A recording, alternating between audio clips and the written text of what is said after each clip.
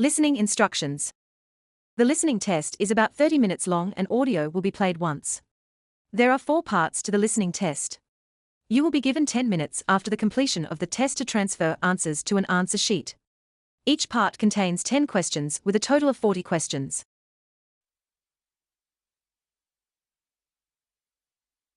Section 1. You will hear a telephone conversation between a passenger and an official at the Land Transport Information Service at Toronto Airport. First, you have some time to look at questions 1 to 5.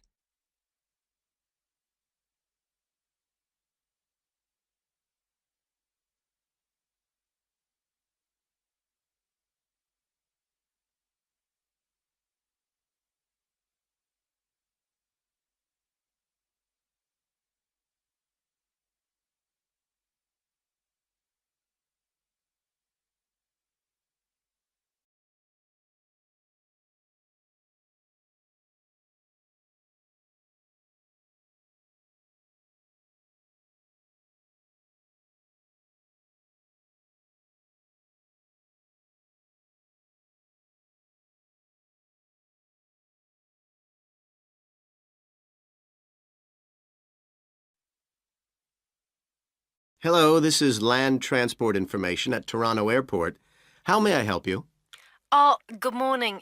Toronto Airport next week, and I need to get to a town called, Milton. Could you tell me how I can get there? Milton, did you say? Let me see. I think that's about 150 miles southwest of here. In fact, it's 147 miles to be exact. So it'll take you at least, say, 3 to 4 hours by road. Wow, is it as far as that? Yes, I'm afraid so. But you have a number of options to get you there, and you can always rent a car right here at the airport, of course. Right. Well, I don't really want to drive myself, so I'd like more information about public transport. Okay. In that case, the quickest and most comfortable is a cab, and of course there are always plenty available, but it'll cost you. You can also take a Greyhound bus, or there's an airport shuttle service to Milton. I think for that kind of distance, a cab would be way beyond my budget. But the bus sounds okay. Can you tell me how much that would cost? Sure. Let's see, that would be $15 one way, or $27.50 return. That's on the Greyhound. Ah, that's quite cheap. Great. Whereabouts does it stop in Milton? It goes directly from the airport here to the city center, and it's pretty fast. But you have to bear in mind that there is only one departure a day, so it depends what time your flight gets in. Ah, of course. Of course. Hang on. Oh, we're due to get there at 11:30 a.m. Too bad. The bus leaves at 3:45, so you would have quite a wait, more than 4 hours. Oh, I see. Well, what about the shuttle you mentioned? Okay, that's the airport shuttle that will take you from the airport right to your hotel or private address. It's a door-to-door service, and it would suit you much better because there's one every 2 hours. So how much does that cost? Let's see. Yeah, that's $35 one way, $65 return. So I guess it's a bit more expensive than the Greyhound. Oh, that doesn't sound too bad, especially if it'll take me straight to the hotel. But you do need to reserve a seat. Okay. Is it possible to make a booking right now, through you? Sure. Before you hear the rest of the conversation, you have some time to look at questions 6 to 10.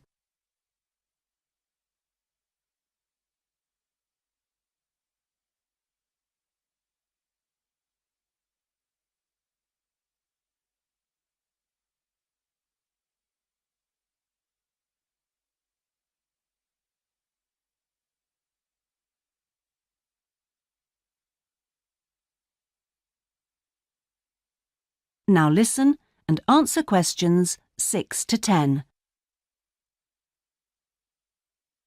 Okay, I just have to fill this form out for you. So, what date do you want to book this for? The 16th of October. Oh, no. Sorry, that's my departure date. I arrive on the 17th, so book it for then, please. So that's the Toronto Airport shuttle to Milton. And this is for just one person, or? Just me, please. Right. And you said your expected time of arrival was 11:30? So if I book your shuttle for after 12, let's say 12:30, that should give you plenty of time to, collect your baggage, maybe grab a coffee. Yeah, that sounds fine. As long as we land on time. Well, we'll take your flight details, so you don't need to worry too much about that. Now, what about the fare? What sort of ticket do you want? One way or? Yeah, that'll be fine, provided I can book the return trip once I'm there. No problem. Just allow a couple of days in advance to make sure you get a seat. And what is your name, please? Janet Thompson. Is that Thompson spelled with a P? No, it's Thomson. Okay. And you'll be coming from the UK? What flight will you be traveling on? It's Air Canada flight number AC936 from London Heathrow. Right. Now, do you know where you'll be staying? We need to give the driver an address. Yes, it's called the Vacation Motel, and I think it's near the town centre. Anyway, the address is 24 Kitchener Street. That's Kitchener Street. That's fine. Right, so that's $35 to pay, please. Have you got your credit card number there? Yes, it's a Visa card, and the number is 3303 8450 2045 6837. Okay. Well, that seems to be everything. Have a good trip, and we'll see you in Toronto next week. Yes, bye. Oh, thanks for your help. That is the end of section 1. You now have half a minute to check your answers.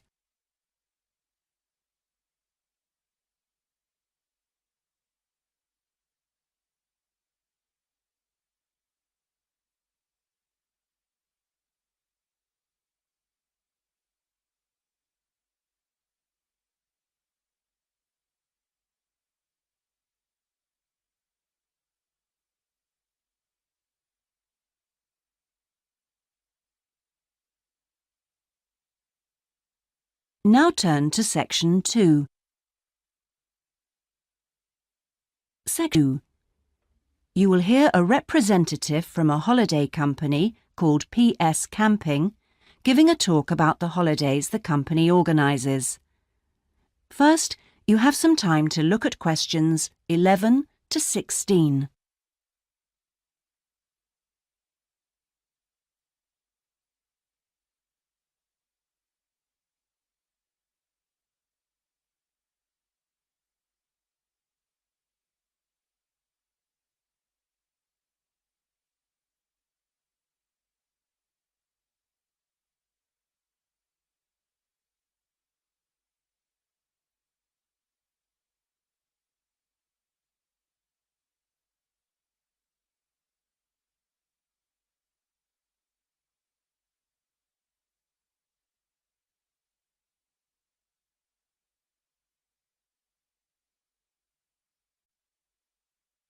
Now listen and answer questions 11 to 16. Thank you all for coming to my talk this evening. It's nice to see so many people in the audience. For those of you who don't know very much about PS Camping, let me start by giving you some background information about the company. The company started 25 years ago. It actually opened as a retail chain selling camping equipment, and then, 20 years ago, it bought a small number of campsites in the UK and began offering camping holidays. The company grew rapidly and has been providing holidays in continental Europe for the last 15 years. If you book a camping holiday with us, you'll have a choice of over 300 sites. In Italy, we now have some 64 sites that we either own or have exclusive use of. France is where we have the majority of sites. and we currently have a project to expand into Switzerland. We also have a number of sites in northern Spain, particularly in the mountainous region of Picos de Europa. We've upgraded all these Spanish sites and improved them considerably from their original 3-star rating. We believe our holidays offer superb facilities for the whole family. Parents who want their children to be fully occupied for all or part of the day can take advantage of our children's activities.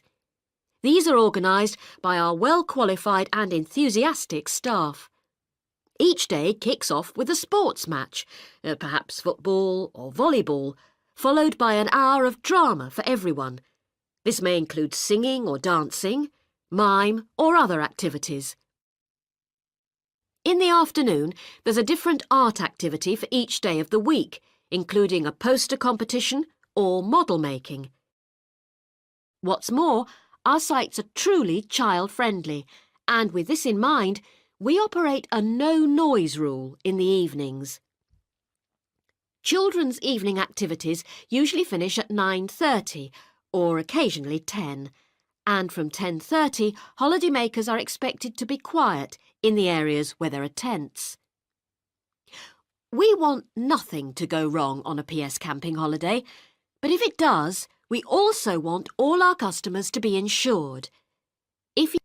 If you haven't organised an annual insurance policy of your own, you'll need to take out the low-cost cover we offer, and we require that you arrange this when you make your holiday reservation.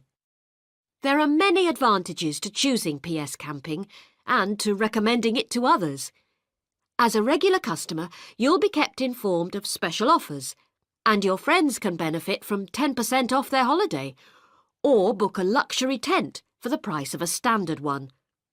In return, we'll send you a thank you present, which you can choose from a list of high-quality items. Before you hear the rest of the talk, you have some time to look at questions 17 to 20.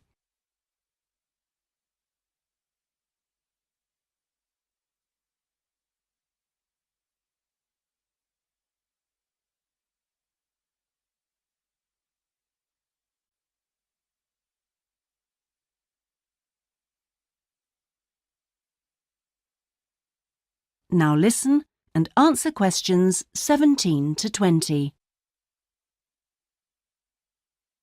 When it comes to our tents, these are equipped to the highest standard. We really do think of every essential detail, from an oven and cooking rings fuelled by bottled gas to mirrors in the bedroom areas. If you don't want to cook indoors, you can borrow a barbecue if you ask in advance for one to be made available. And there's even a picnic blanket to sit on outside your tent. Inside, a box of games and toys can be found, and children's tents can be hired if required. All tents have a fridge, and if you want to spend the day on the beach, for example, ask for a specially designed PS Camping cool box, which will keep your food and chilled. There are excellent washing facilities at all our sites, with washing machines and clothes lines in the central areas, along with mops and buckets in case your tent needs cleaning during your stay.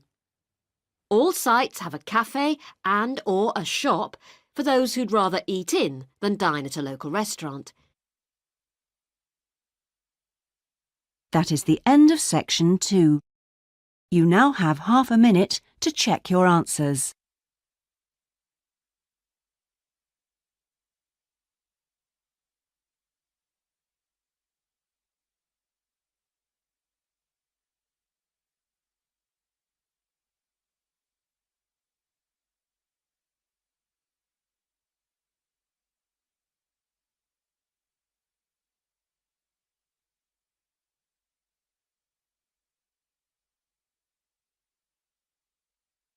Now turn to section 3.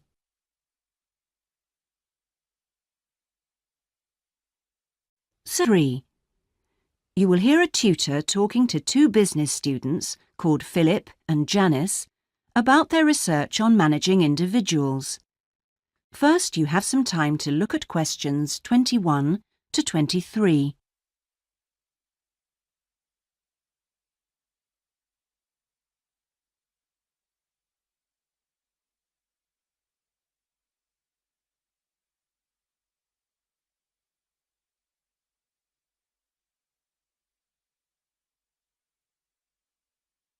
Now listen carefully and answer questions 21 to 23. Well, you've both been looking at different styles of managing individuals in companies and the workplace. How's the research going, Philip? Well, I've been looking at why individual differences are such an important area of management studies. When you think about any organisation, be it a family business or a multinational company, they're all fundamentally a group of people working together. But it's what these individuals contribute to their places of work that makes you realise how important they are. Of course, they bring different ideas, but it's also their attitudes and their experiences of learning. Diversity is important in these areas too. So why do people behave so differently from one another at work? There are lots of reasons, but research has shown that a lot of it comes down to personality. And the other factor is gender. It's a well-known fact that men and women do lots of things in different ways, and the workplace is no different. Did you look at the effects of this variation on companies? Yes, I did. On the positive side, exposure to such diversity helps encourage creativity, which is generally an asset to a company. But unfortunately, individual differences are also the root of conflict between staff, and they can lead to difficulties for management, which can sometimes be serious. Before you hear the rest of the conversation, you have some time to look at questions 24 to 30.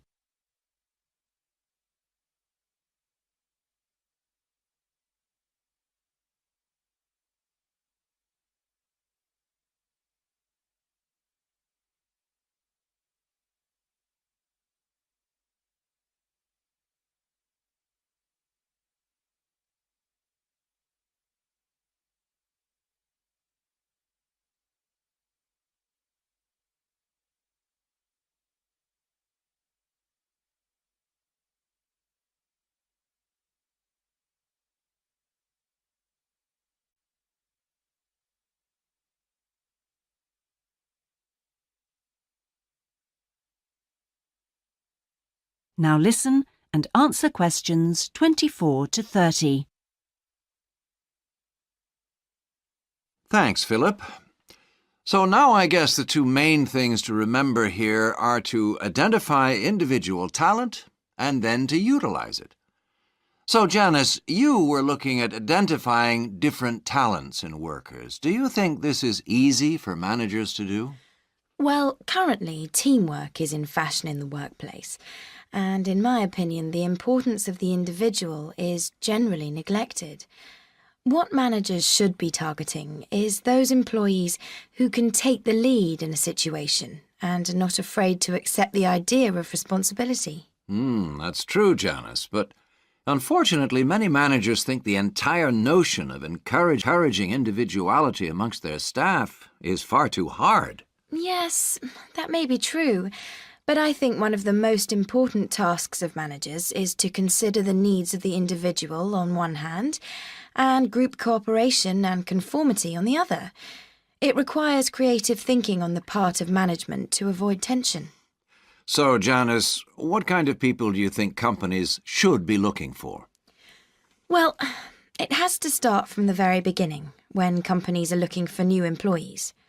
When the personnel department is choosing between applicants, they need to look for someone who's broken the mould and can think for themselves. Instead, people making these decisions often use a range of psychological tests to see if a person is a problem solver or will do as they're told. I'm not convinced these qualities are actually the most important. So, do you think being a good team player is overrated? No, it's not overrated. You do need to learn the rules and learn them fast. No individual can get around this if you're working in an organisation. So how should managers deal with this? Rewards. When an individual demonstrates the behaviour the organisation expects, some kind of incentive can be given. What's important here is that this happens right at the beginning, so new recruits learn the rules of the system immediately. Also, the incentive should be something the individual actually wants, and this isn't always just money. To come back to you, Philip, you were saying that recognition of good performers is essential. Now, what else should managers be looking for? Well, managing people means you not only have an understanding of your employees, but you also recognise the culture of the organisation. In fact, for some, creativity and individuality may be the last thing they want to see during working hours. Very true. Yes, but managing people isn't as easy as it looks. For example, change in the workplace can be quite tricky, especially if there's a need to increase profit. And at times like these, managers may have to give priority to profit rather than individual staff needs. Yes, and that creates difficult situations for people. Yes, but what's important is that managers are able to deal with quite high levels of personal stress. During times of change, they should be thinking not only about the strain on their staff, but take time out to think of themselves. Absolutely. So, what are the implications of that? That is the end of section 3. You now have half a minute to check your answers.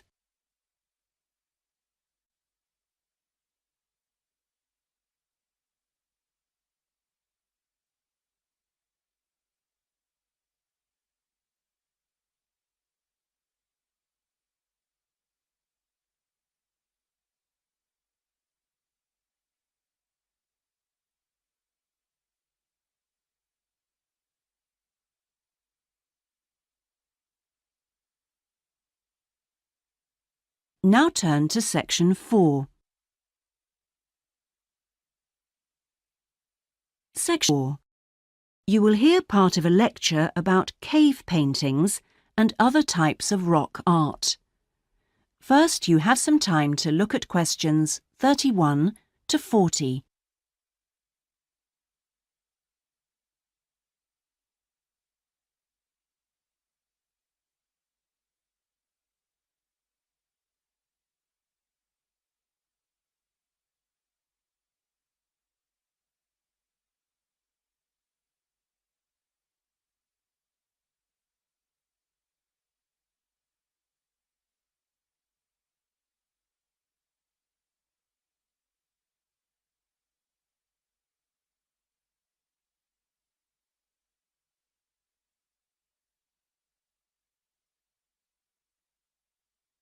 Now listen carefully and answer questions 31 to 40. Good afternoon, everyone. This is the first seminar in preparation for our archaeological fieldwork in Namibia. We are fantastically lucky to have received partial research funding for this trip from our institute, so I shall expect 200% attention and participation from you all. First in this seminar, I'm going to give a brief introduction to contemporary research on rock art, and in the second part, I'm going to give you some do's and don'ts for our fieldwork trip in April, so please listen very carefully. I'm first going to focus on the interpretation of rock art in Namibia. We are very fortunate to be going to an area where you can find some of the most important sites in the entire world, and I hope to show you how easy it is for everyone to make mistakes in looking at cultures which are different from our own, the first and most important lesson we have to learn. In Namibia, there are both paintings and engravings. That's where the surface of the rock is cut out. Many of the engravings show footprints of animals, and most scholars used to think that the purpose of these was simple and obvious. This rock art was like a school book with pictures to teach children about tracks, which track belonged to which animal, giraffe, lion, and so on. But there were some mysteries. First, when you look at a typical Namibian painting or engraving, you see the tracks are repeated. There are dozens of tracks for the same animal.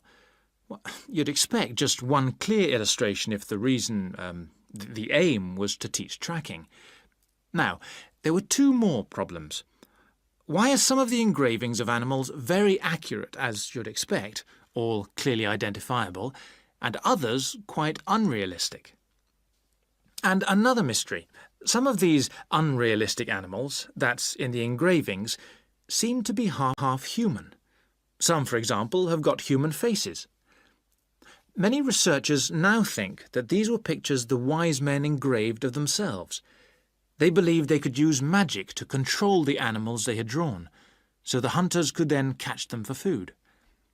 This shows you some of the dangers of coming from one culture to another, as we'll be doing, without understanding it fully. Scholars imagined that children looked at rock art pictures to learn to track, just because they themselves had learnt skills from pictures. Many researchers now believe that rock art had a much more complex purpose, and we'll talk more about it next week.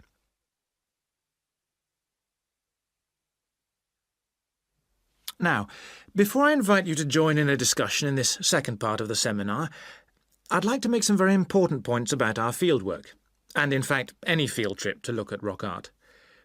We're going to a number of sites, and we won't all. The single largest problem faced by people who manage the sites is, yes, I'm sure you've guessed, damage caused by visitors, even though it's usually unintentional. Whenever you do go to a site, don't forget you can learn many things from observing at a distance, instead of walking all over it. This can really help to reduce visitor pressure. People often say, well, there's only 2 of us, and just this one time. But maybe thousands of people are saying the same thing. And then some basic rules to guide you. We'll have our own camp near a village, but remember never to camp on a site if you go on your own. It may be disrespectful to the people of that culture, and certainly don't make fires, however romantic it may seem. It's really dangerous in dry areas, and you can easily burn priceless undiscovered material by doing so. So, how are we going to enjoy the rock art on our field trip? By looking at it, drawing it, and photographing it. Never by touching it or even tracing it. Rock art is fragile and precious. Remember that climbing on rocks and in caves can destroy in a moment what has lasted for centuries. So, no heroics in Namibia, please. Try to be extra careful and help others to be too. Oh, and lastly, please don't even move rocks or branches to take photographs. You should leave the site intact. I'm sure I can rely on you to do that. Well, that's about all I want to say before today's first discussion. But if you have any questions, please ask them now. Oh, and don't forget you'll find some fascinating information about worldwide sites on the internet. Right, first question then. That is the end of section 4. You now have half a minute to check your answers.